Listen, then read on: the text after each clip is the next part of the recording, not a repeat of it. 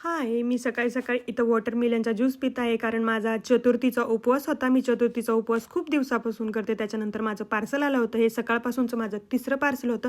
सकाळच्या पार्सलमध्ये मी सेटाफिलचं एक फेसवॉश मागवलं होतं. त्याच्यानंतर मी डॉट-इन-कीचं एक मॉइश्चरायझर मागवलं. हे मॉइश्चरायझर मी खूप दिवसापासून 6 महिन्यापासून यूज करते आणि खूप चांगलं आहे ते.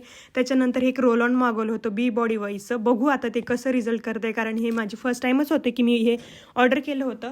आणि मला थोडंसं मी चेक करत होते की त्याची स्मेल कशी येते, कारण मी खूप रिव्ह्यू बघितले होते त्याचे की खूप प्रोडक्ट चांगला आहे. त्याच्यानंतर माझं खूप जास्त हेअरफॉल होत होतं, तर मी एक रील बघितली होती. त्याच्यामध्ये त्यांनी सांगितलं होतं की तेल टाकायचं, त्याच्यामध्ये थोडीशी मेथीचे जे सीड्स असतात ते टाकायचे, त्याच्यानंतर मग रोजमेरीचे जे लिव्स असतात ते टाकायचे आणि थोडंसं बॉईल करून घ्यायचं आणि थंड झाल्याच्या नंतर ते अप्लाय करायचं आपल्या हेअरवरती.